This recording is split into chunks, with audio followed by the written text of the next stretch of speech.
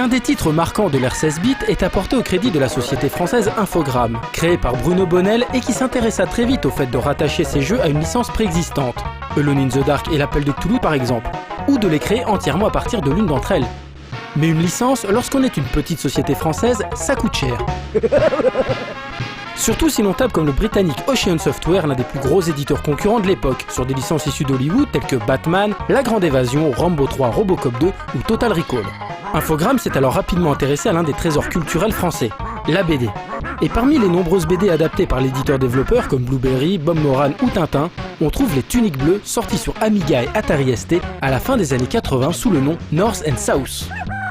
Créé par Stéphane Baudet, aujourd'hui directeur du studio d'Ubisoft Annecy, ce jeu d'action-stratégie au tour par tour est parvenu à reproduire fidèlement de nombreux aspects de la bande dessinée. À commencer par sa forme, naturellement inspirée du format BD, qui utilise de façon sporadique des cases de BD pour lancer des mini-cinématiques animées. On retrouve également l'humour propre aux Tuniques Bleues, via la présence de nombreuses animations cachées. Et puis, les animations du jeu en elles-mêmes sont aussi travaillées qu'amusantes, et retranscrivent à merveille le mouvement que l'on s'imaginait en lisant la BD.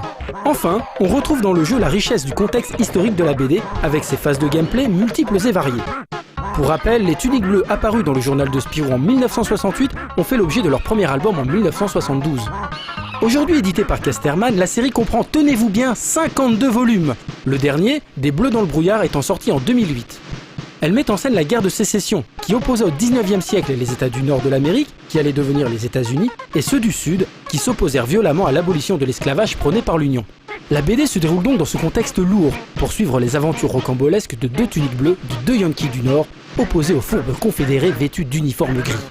Et tout sépare les deux hommes, le sergent Cornelius M. Chesterfield est un soldat téméraire, bagarreur, impulsif et costaud, tandis que le caporal Blutch est chétif posé, un rien craintif et foncièrement cynique. Leur relation orageuse constitue le cœur de la BD mais non celui du jeu. Ce dernier propose en effet de développer et de diriger une armée composée de fantassins, canonniers et bien sûr de cavaliers. En avant la cavalerie! Lors de séquences Wargame Shoot permettant de conquérir les différents états d'une carte des États-Unis. Les déplacements de ces unités sur les différents territoires donnent ainsi lieu à la mise en place d'une stratégie basée sur la gestion de sa trésorerie, et donc de ses troupes, ponctuée de séquences d'arcade où on joue a priori le courageux sergent Chesterfield. Lors de ces phases de jeu, il fallait traverser dans le temps imparti un niveau qui pouvait être soit un train, soit un fort ennemi. North and South étant jouable à 2, il était donc possible pour le second joueur de décider du timing d'apparition des ennemis et des pièges visant à freiner Cornelius. North and South reproduit ainsi à merveille l'esprit de la bande dessinée scénarisée par Raoul Covin et le look des personnages dessinés par Louis Alverius puis Will Lambil. On retrouve dans le jeu de Stéphane Baudet le dynamisme des Tuniques Bleues et la variété un rien absurde des situations présentées dans la BD. Avec bien sûr les limitations de l'époque, le jeu tenant en 1989 sur une disquette de moins d'1 méga.